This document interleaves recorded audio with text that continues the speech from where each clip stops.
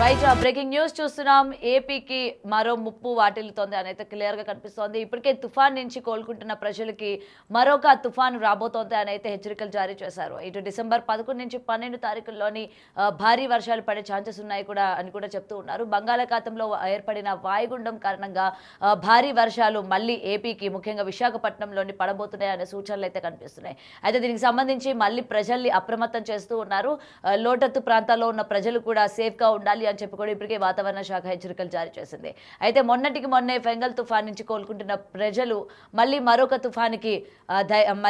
తుఫాను ఎదుర్కోవాలి అని అయితే ఇప్పటికే హెచ్చరికలు జారీ చేస్తున్నారు. అయితే విశాఖపట్నంలోని కంటిన్యూస్ గా వాతావరణంలో మార్పులు కావచ్చు, పొద్దు నుంచి పొగమంచు ఏర్పడడం కూడా దీనికి తోడైంది. అంటే వాతావరణ మార్పులు ఇప్పటి నుంచే కనిపిస్తున్న సూచనలు. అయితే ఇప్పటికీ ప్రజలందరూ కూడా భయాందోళన చెందుతున్నారు. వర్షం ఏ మోతాదులోని నమోదు కాబోతోంది ఏంటి, అలాగే ఈదురు గాలులు ఏమైనా ఉంటాయా అని చెప్పి కూడా అటు ప్రజలందరూ కూడా భయభ్రాంతులకు గురవుతున్నారు. అయితే దీనికి సంబంధించి మరింత సమాచారం మా ప్రతినిధి రాజు ఫోన్లో అందిస్తారు. రాజు, చెప్పండి. ఇప్పటికీ తుఫాన్ కారణంగా మరొక అంటే 11, 12 తారీఖుల్లో తుఫాన్ ఉండబోతోంది అని చెప్తున్నారు. అయితే ఎంతవరకు నమోదయ్యే ఛాన్సెస్ ఉన్నాయి? నార్మల్ వర్షాలా లేకపోతే భారీ నుంచి అతి భారీ వర్షాలు పడే సూచనలు ఏమైనా ఉన్నాయా రాజు? ఆంధ్రప్రదేశ్కి సంబంధించి ముఖ్యంగా అటు వాయుగుండం తుఫాన్ల ప్రభావం అనేది రానున్నటువంటి అంటే దాదాపుగా ఇటు డిసెంబర్, జనవరి నెలలో ఎక్కువగా ఉండే అవకాశం అయితే కనిపిస్తుంది. ఈ డిసెంబర్ ఒక్క నెలలోనే దాదాపుగా 3 తుఫాన్లు ఆంధ్రప్రదేశ్ మీద వాటి ప్రభావం చూపిస్తారనేది ఇప్పటికే వాతావరణ శాఖకు సంబంధించి ఐఎండిఏ నుంచి కూడా కొన్ని సూచనలు అయితే వచ్చినటువంటి పరిస్థితి అయితే ఉంది.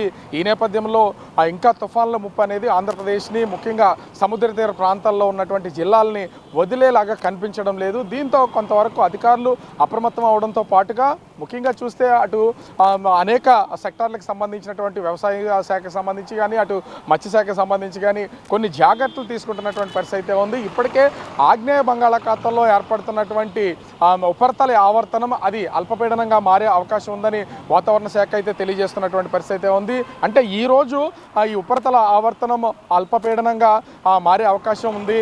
ఈ రోజు నుంచి అది రూపాంతరం చెందుతుందని ఇప్పటికే వాతావరణ శాఖ అధికారులు అయితే తెలియజేసినటువంటి పరిస్థితి అయితే ఉంది. దీని ప్రభావం రానున్నటువంటి 11, 12 తేదీల్లో భారీ వర్షాలకి అవకాశం ఉండే పరిస్థితి అయితే కనిపిస్తుంది. దీనిలో భాగంగానే అంటే ఉపరితల ఆవర్తనం అటు అల్పపీడనంగా మారడం, అల్పపీడనం నుంచి 10వ తేదీకి ఇది వాయుగుండంగా మారే అవకాశం ఉందని చెప్తున్నటువంటి పరిస్థితి అయితే ఉంది. అయితే దీని కదలిక కూడా అటు శ్రీలంక వైపు కదలిక ఉంటుంది. ఆ శ్రీలంక తీరం నుంచి తిరిగి అది తమిళనాడు మీదుగా వర్షాలు ఎక్కువ కురిసే అవకాశం అయితే ఉంది. అటు తమిళనాడు రాష్ట్రంతో పాటుగా దక్షిణ కోస్తా, రాయలసీమల్లో దీని ప్రభావం ఎక్కువగా ఉంటుందనేది వాతావరణ శాఖ అధికారులు అయితే తెలియజేస్తున్నటువంటి పరిస్థితి కనిపిస్తుంది. ముఖ్యంగా చూస్తే ఈ 11, 12 తేదీల్లో భారీ వర్షాలు అటు తమిళనాడు, దక్షిణ కోస్తా, అదేవిధంగా రాయలసీమ జిల్లాల్లో ముఖ్యంగా రాయలసీమ జిల్లాలకు సంబంధించి చిత్తూరు ఆ జిల్లాకి దీని ప్రభావం ఎక్కువగా ఉండే అవకాశం అయితే ఉంది. అదేవిధంగా దక్షిణ కోస్తాలో ఉన్నటువంటి నెల్లూరు అంటే ఉమ్మడి జిల్లాల గురించి మాట్లాడితే అటు ఉమ్మడి నెల్లూరు జిల్లా, ప్రకాశము, అదేవిధంగా ఉమ్మడి చిత్తూరు జిల్లాల్లో దీని ప్రభావం ఎక్కువగా ఉండే అవకాశం ఉందని వాతావరణ శాఖ అధికారులు అయితే తెలియజేస్తున్నటువంటి పరిస్థితి ఉంది. మొన్న ఫెంగల్ తుఫాను సమయంలో కూడా అటు చిత్తూరు అదేవిధంగా నెల్లూరు జిల్లాల్లో దీని ప్రభావం ఎక్కువగా ఉంది. భారీ వర్షాలు కురిసినటువంటి పరిస్థితి ఉంది. చాలా వరకు పంటలు కూడా నష్టపోయినటువంటి పరిస్థితి ఉంది. ఎప్పుడు ప్రతి సంవత్సరం కూడా ఖచ్చితంగా నవంబర్, డిసెంబర్ నెలల్లో పంట ముఖ్యంగా కోస్టల్ బెల్ట్కి వచ్చేసరికి అటు ఉత్తరాంధ్ర నుంచి నెల్లూరు వరకు ఈ ప్రాంతాలన్నింటిలో కూడా వరి సాగు చేయడం, అది పంట చేతికి వచ్చే సమయము అవుతున్నటువంటి పరిస్థితి ఉంది. ఇట్లాంటి సమయంలో నవంబర్, డిసెంబర్లో తుఫాన్లు రావడం, ఆ తుఫాన్లు భారీ వర్షాలకు గురవడం, మొత్తం పండించినటువంటి పంట అంతా కూడా ధాన్యము కళ్ళల్లో మునిగిపోతుంది, పంటలంతా కూడా ఒరిగిపోతాయి, మొత్తం నీళ్ళలో ముంపుకు గురవుతున్నటువంటి పరిస్థితి ఉంది. ఇప్పుడు కూడా రైతుల్లో ఒక తీవ్రమైనటువంటి భయాందోళన ఉన్నటువంటి పరిస్థితి కనిపిస్తుంది. ఎందుకంటే మళ్ళీ ఉన్నటువంటి 3 తుఫాన్లో ఇప్పుడు మొదటిది ఆగ్నేయ బంగాళాఖాతం నుంచి అది స్లోగా ప్రస్తుతం దక్షిణ బంగాళాఖాతానికి సంబంధించి రూపాంతరం చెందుతున్నటువంటి పరిస్థితి ఉంది. దీని ప్రభావంతో రానున్నటువంటి 11, 12 తేదీల్లో భారీ వర్షాలు దక్షిణ కోస్తా, రాయలసీమ జిల్లాల్లో కురుస్తుందని వాతావరణ శాఖ తెలియజేసినటువంటి నేపథ్యంలో అక్కడ ఉన్నటువంటి రైతాంగంతో పాటుగా మొత్తం ఆ పబ్లిక్ని కూడా అలర్ట్ చేసే పనిలో ప్రభుత్వ అధికారులు అయితే ఉన్నటువంటి పరిస్థితి కనిపిస్తుంది. అయితే సముద్రంలో అంటే ముఖ్యంగా బంగాళాఖాతంలో ఈ తుఫాన్లు ఏర్పడినటువంటి సమయంలో మత్స్యకారులకి ఇది పెద్ద దెబ్బ అని చెప్పొచ్చు. ఎందుకంటే వేటకు వెళ్ళినటువంటి మత్స్యకారులందరూ కూడా ఎంతో లక్షల రూపాయలు ఖర్చు చేసి వేసుకుని బోట్లో లోపలికి వెళ్తూ ఉంటారు. తుఫాను హెచ్చరికలు రాగానే వాళ్ళకి శాటిలైట్ ఫోన్స్ ద్వారా తెలియడం, మళ్ళీ తిరిగి వెనక్కి వస్తున్నటువంటి పరిస్థితి ఉంది. దీనివల్ల మత్స్యకారులు తీవ్ర స్థాయిలో నష్టపోతున్నటువంటి పరిస్థితి కనిపిస్తుంది.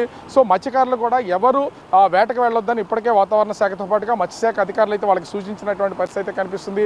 అటు రైతుల్ని మత్స్యకారులను అయితే ప్రస్తుతం అయితే ప్రభుత్వం అలర్ట్ చేస్తున్నటువంటి పరిస్థితి ఉంది. మరి చూడాలి ఈ తుఫాన్ అంటే ముఖ్యంగా ఏర్పడినటువంటి ఉపరితల ఆవర్తనం అది వాయుగుండంగా మారుతుంది, తర్వాత తుఫానుగా రూపాంతరం చెందుతుందా, దాని ప్రభావం అటు దక్షిణ కోస్తా రాయలసీమ జిల్లాల్లో ఏ విధంగా ఉంటుంది, అది కేవలం దక్షిణ కోస్తా రాయలసీమ జిల్లాలో ఉంటుందా, పూర్తిగా ఉత్తరాంధ్ర వరకు సముద్ర తీర ప్రాంతాలన్నింటిలో కూడా వర్షాలు కురిసి రైతులకి అదేవిధంగా మత్స్యకారులకు ఇబ్బంది కలిగిస్తుంది అనేది మాత్రం వేచి చూడాల్సినటువంటి పరిస్థితి కనిపిస్తుంది. ముఖ్యంగా ప్రయాణికులకి ఎటువంటి సౌకర్యాలు కల్పిస్తూ ఉన్నారు, అటు విమానాశ్రయం కావచ్చు లేకపోతే రైల్వేస్ కావచ్చు, ఏమైనా అంతరాయం కలిగే ఛాన్సెస్ ఉన్నాయా రాజు ఈ తుఫాన్ వల్ల?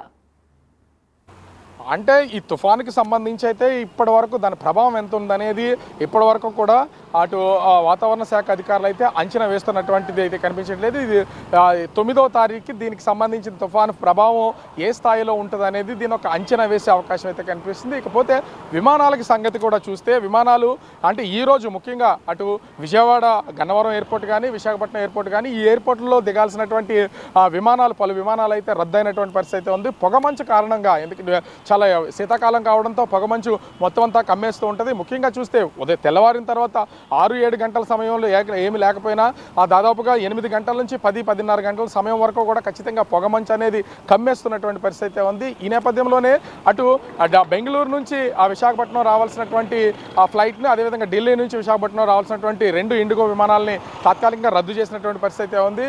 అటు బెంగళూరు నుంచి రావాల్సినటువంటి విశాఖ రావాల్సిన ఫ్లైట్ని ఇక్కడ పొగమంచు కారణం ఎక్కువగా ఉండడంతో ల్యాండింగ్ ప్రాబ్లం రావడంతో హైదరాబాద్కి తరలించినటువంటి పరిస్థితి ఉంది. ఢిల్లీ నుంచి రావాల్సినటువంటి ఇండిగో ఫ్లైట్ని అటు భువనేశ్వర్కి తరలించారు. వాళ్ళకి కావాల్సినటువంటి ఏర్పాట్లు అయితే చేస్తున్నటువంటి పరిస్థితి ఉంది. అయితే ఇప్పుడు అంటే ఒక పక్క పొగమంచు, అదేవిధంగా 2 తుఫాన్ల కారణంతో కొంత ఇబ్బందికర వాతావరణం అయితే ఉండేది. అయితే స్పెసిఫిక్గా ఈ ట్రైన్స్ కానీ రవాణాకి సంబంధించి కానీ ఏమి నిలుపుదల చేయాలనేది ఇప్పటివరకు వాతావరణ శాఖ నుంచి ఏ విధమైనటువంటి ఆదేశాలు రాలేదు. అయితే 9వ తారీఖు తర్వాత ఈ ఉపరితల ఆవర్తనం అల్పపీడనాలు స్థాయి పెంచుకుంటూ పోతే అది వాయుగుండంగా మారితే మాత్రం ఖచ్చితంగా వాతావరణ శాఖ దీని మీద అలర్ట్ చేసే అవకాశం అయితే కనిపిస్తుంది. ప్రస్తుతం అయితే విమానాలు మాత్రం పొగమంచు వల్ల విశాఖకు రావాల్సినటువంటి 2 విమానాలు రద్దయినటువంటి పరిస్థితి ఉంది. మరి వాతావరణ శాఖ ప్రతిరోజు అప్డేట్ చేస్తూ ఉంటుంది. మరొక 2 రోజుల్లో ఈ తుఫాను తీవ్రత ఏ స్థాయిలో ఉంటుంది, ఎన్ని తుఫాన్లు రాబోతున్నాయి, ఎన్ని తుఫాన్లు ఉండబోతున్నాయి అనేది తెలిసే అవకాశం అయితే కనిపిస్తుంది. గౌతమి, న్యూస్ చూస్తున్నాం. ఏపీకి మరో ముప్పు, దక్షిణ కోస్తా జిల్లాల్లో భారీ వర్షాలు పడే సూచన ఉన్నట్టు కూడా తెలుస్తోంది. అయితే ఈ నెల 11, 12 తేదీల్లోని భారీ వర్షాలు పడతాయని చెప్పి కూడా ఇప్పటికే వాతావరణ శాఖ హెచ్చరికలు జారీ చేసింది. అటు విశాఖలో కూడా విపరీతమైన పొగమంచు కారణంగా రాకపోకలు రద్దు చేశారు. ముఖ్యంగా విమానాలకి సంబంధించి ఇండిగో విమానాలు ఇటు హైదరాబాద్లో నిలిపివేశారు, మరొకటి భువనేశ్వర్కి తరలించే ప్రయత్నం కూడా చేశారు.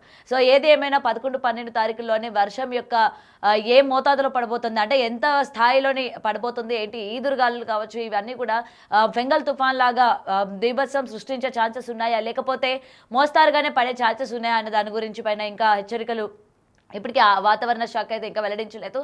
చూడాలి. అయితే ప్రజలు అయితే అప్రమత్తంగా ఉండాలి అని అయితే ఇప్పటికీ వాతావరణ శాఖ హెచ్చరికలు జారీ చేసిన సందర్భం కనిపిస్తోంది.